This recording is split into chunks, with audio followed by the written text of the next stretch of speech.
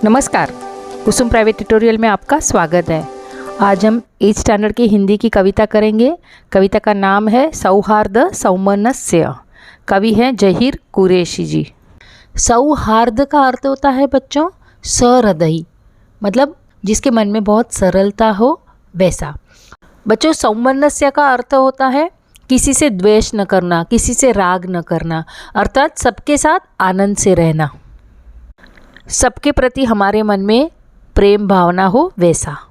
पद्य संबंधी प्रस्तुत दोहों में जहीर कुरैशी जी ने छोटे बड़े के भेद मिटाने, नफरत, स्वार्थ आदि छोड़ने के लिए प्रेरित किया है। आपका मानना है कि अनेकता में एकता ही अपने देश की शान है, अतः हमें मिलजुल कर रहना चाहिए। पर पद्य संबंधी से हमें पता चलता है कि इस पोयम में क्या कहा गया है। छोटे बड़े का भेद नहीं, मतलब कोई अमीर या गरीब नहीं, किसी से हमें नफ़रत नहीं करनी चाहिए और किसी के साथ स्वार्थ भरे व्यवहार हमें नहीं करने चाहिए।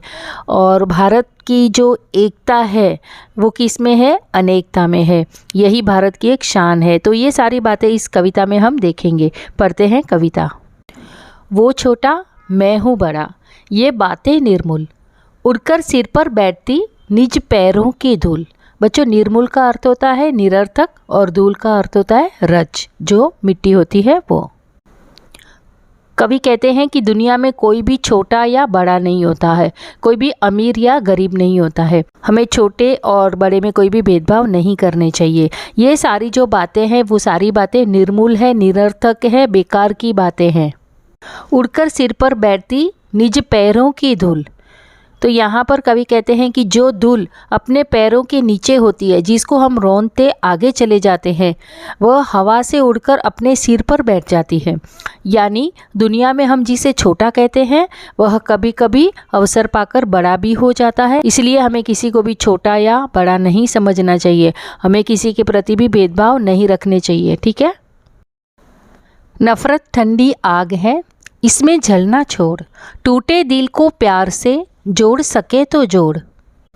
नफरत का अर्थ है तिरस्कार करना, घृणा करना, और जलना मतलब ईर्ष्या करना। कवि के अनुसार नफरत ठंडी आग है, मनुष्य इसमें स्वयं अंदर ही अंदर जलता रहता है। मनुष्य को जलना नहीं चाहिए और अपने मन में किसी के प्रति ईर्ष्या नहीं करनी चाहिए। यदि हो सके तो जो टूटे हुए दिल हैं उन दिलों को प्यार से जोड़ने का प्रयत्न करना चाहिए।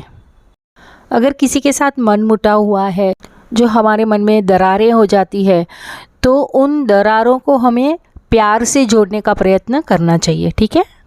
आगे पढ़ते हैं। पौधे ने बांटे नहीं, नाम पूछकर फूल, हमने ही खोले बहुत स्वार्थ के स्कूल। तो कि यहाँ पर जो स्वार्थ लिखा है, हम जब भी भावार्थ लिखेंगे स्वार्थ लिखेंगे। ठीक है। और स्कूल का अर्थ होता है पाठशाला। यहाँ पर कवि कहना चाहते हैं कि पौधे पर जो फूल खिलते हैं, जो पौधा है वो किसी को भी वो अपना फूल दे देता है। वो पूछता नहीं आप कौन सी कास्ट के हो, कौन सी जाति के हो, ये कभी नहीं पूछता। वो ऐसे ही किसी को फूल दे देता है। क्यों? क्योंकि उसके पास किसी के लिए स्वार्थ है ही नहीं। वो निस्वार्थ भाव से सब कुछ दे देता है। तो ऐसे निसर्ग की सारी चीज़ें हैं, पेड़ पौधे, नदी, ये सब कैसे होते हैं? निस्वार्थी होते हैं। उनमें कभी स्वार्थ नहीं होता है। हमने ही खोले बहुत स्वार्थ के स्कूल। तो यहाँ पर कहते हैं कवि कि जो मानव है वही एक ऐसा है जो स्वार्थी है। अपने स्वार्थ के कारण वो किसी का भी भला बुरा कर सकता है।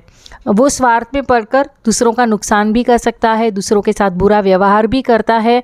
और ये स्वार्थ की वजह से उसने अलग अलग स्कूलें, अलग अलग पाठशालाएं खोल के रखी है। धर्म अलग, भाषा अलग, फिर भी हम सब एक, विविध रंग करते नहीं हमको कभी अनेक। कवि यहाँ पर कहना चाहते हैं कि भारतीय संस्कृति अलग है, भारत में रहने वाले लोगों के धर्म अलग है, भाषाएं अलग है, फिर भी हम सब एक हैं। कवि कहते हैं कि अनेकता में एकता ही अपने देश की शान है। जो विविध रंग हैं वो हमें कभी भी अलग नहीं करते हैं। जैसे हमारे भारत देश का जो फ्लैग है उसमें 3 रंग हैं और तीनों रंगों की वजह से तो ही हमारा फ्लैग बनता है ना बच्चों। तो जो रंग हैं वो भी कभी भी हमें अलग नहीं करते हैं। यही कवि हमें कहना चाहते हैं। आगे पढ़ते हैं। जो भी करता प्यार वो पा लेता है प्यार। प्यार नकद का काम है, रहता नहीं उधार। देखो बच्चों, यहाँ पर नकद और उधार दोनों ऑपोजिट शब्द हैं। नकद का अर्थ होता है कैश, लेकिन यहाँ पर अर्थ लेंगे रिटर्न में जो जवाब मिलता है प्रत्युत्तर, और उधार का अर्थ होता है ऋण। ठीक है। कवि कहते हैं कि प्यार वह भावना है जिसका बदला प्यार से ही मिलता है, अर्थात जिसे हम प्यार से व्यवहार करते हैं तो रिटर्न में प्रत्युत्तर में वह हमें प्यार ही देता है, मतलब रिटर्न में हमें प्यार ही देता है। किसी को भी समाज में सम्मान व प्यार अपने आप नहीं मिलता है। प्यार कैसा है? प्यार तो नकद का काम है, वह कभी उधार नहीं रहता है। ठीक है। जर्रे जर्रे में खुदा, कण कण में भगवान, लेकिन जरे को कभी अलग न कण से मान। जरे जरे और कण कण ये दोनों समानार्थी शब्द हैं, और खुदा और भगवान ये समानार्थी शब्द हैं। कवि कहते हैं जरे जरे में खुदा है, मतलब जो मुस्लिम है वो खुदा कहते हैं अपने ईश्वर को, और कहते हैं कि हर कण में ईश्वर बसा हुआ है, हर कण में खुदा बसा हुआ है। वैसे ही जो हिंदू है वो भगवान कहते हैं, तो हिंदू भी यही कहते हैं कि हर एक कण कण में भगवान बसा हुआ है, हर एक कण कण में ईश्वर बसा हुआ है। लेकिन जरे को कभी अलग न कण से मान। यहाँ पर कवि कहते हैं कि जो जरा है वो कण दोनों एक समान है, चाहे हिंदू हो, चाहे मुसलमान हो, चाहे पारसी हो, कोई भी हो, सब कैसे हैं? एक ही ईश्वर को मानने वाले लोग हैं। सबका मालिक एक ही है, तो हमें किसी को भी अलग अलग नहीं समझना चाहिए। इसीलिए हम प्यार की करते साज संहार, नफ़रत से नफ़रत बढ़े, बढ़े प्यार से प्यार। बच्चों, संहार का अर्थ है संभालना, और नफ़रत का अर्थ है घृणा करना, तिरस्कार करना। तो कवि कहना चाहते हैं कि ईश्वर तो एक ही है, इसीलिए हमें सबके साथ प्यार से रहना चाहिए, प्यार को संभाल कर रखना चाहिए। किसी के साथ भी हमें नफ़रत नहीं करनी चाहिए। क्यों? क्योंकि नफ़रत से नफ़रत बढ़ती है और प्यार से प्यार बढ़ता है। इसके लिए हमें सभी के साथ प्यार भरा बर्ताव करना चाहिए। कवि यही तो कहना चाहते हैं कि हमें मिलजुल कर रहना चाहिए। आगे पढ़ते हैं। भांति भांति के फूल हैं, फल बगिया की शान, फल बगिया लगती रही मुझको हिंदुस्तान। भांति भांति का अर्थ है अलग अलग, और शान मतलब जो रौनक कहते हैं वो, और हिंदुस्तान का अर्थ बच्चों आपको पता है भारत। कवि की ये पंक्तियाँ बहुत खूबसूरत है। कवि कहते हैं कि बगिया की शान किसकी वजह से है? बाग की शान, उसमें खिलने वाले जो विविध अलग अलग प्रकार के जो फूल हैं, और वृक्ष की डालियों पर जो फल हैं, इनकी वजह से जो बगिया है, बगीचा है, वो बहुत सुंदर लगता है। वैसे ही हिंदुस्तान उनको बहुत सुंदर लगता है। क्यों सुंदर लगता है? कि यहाँ पर रहने वाले जो लोग हैं, अलग अलग लोग हैं, अलग अलग धर्म के लोग हैं, अलग अलग भाषाएं वाले लोग हैं, अलग अलग जाति के लोग हैं, विविधता में एकता है। इसकी वजह से ही हिंदुस्तान उनको बगिया की तरह सुंदर लगता है। हम सब जिसके नाम पर लड़ते हैं बार बार, उसने सपने में कहा लड़ना है बेकार। कवि कहते हैं कि हम जिस भगवान के नाम पर बार बार आपस में लड़ते हैं, झगड़ते हैं, अलग अलग धर्म, अलग अलग वंश, अलग अलग जाति के लोग हैं, तो इस मुद्दे पर हम लड़ते रहते हैं, झगड़ते रहते हैं। जो ईश्वर है वो कवि के सपने में आता है और कहता है आपस में लड़ना झगड़ना उन्हें अच्छा नहीं लगता है। ये सब बातें कैसी हैं? व्यर्थ बातें हैं। लड़ाई झगड़े से हमें कुछ नहीं मिलने वाला है। हमें धर्म के नाम पर लड़ना बंद कर देना चाहिए। कितना अच्छा हो अगर जले दीप से दीप, ये संभव तब हो सके आए दीप समीप।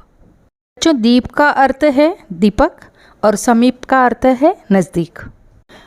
बच्चों, जले दीप से दीप का अर्थ है जब एक दिया रहता है, एक दिए से हम बहुत सारे दिए जब जलाते हैं तो ये दीपों की माला बन जाती है, मतलब एक लाइन से बहुत सारे दीप जलने लगते हैं। यहाँ पर इसके अर्थ में कवि हमें कहना चाहते हैं कि जो सभी भारतवासी हैं, जो सभी भारत के लोग हैं, वो आपस में मिलजुल कर रहे।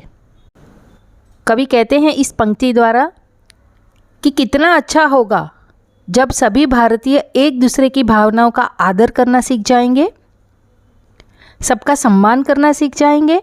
ये तभी संभव होगा जब भारतवासी आपस में मिलजुल कर रहेंगे। एक साथ एकता में रहेंगे तभी ये संभव हो सकता है। तो इस तरह से बच्चों ये कविता हमारी यहाँ पर समाप्त हो गई है। इस कविता से हमें क्या सीख मिल रही है? नफ़रत से नफ़रत बढ़ती है और प्यार से प्यार बढ़ता है। ईश्वर सबका एक है, हमें जाति भेद नहीं करने चाहिए, वर्ण भेद नहीं करने चाहिए, धर्म भेद नहीं करने चाहिए और आपस में मिलजुल कर एक साथ रहना चाहिए। तो ये वीडियो यहाँ पर ख़त्म हो रहा है। इससे पहले मैंने और वीडियो अपलोड किए हुए हैं, तो वो भी आप देख लीजिएगा। मिलते हैं हम अगले वीडियो में, तब तक के लिए धन्यवाद।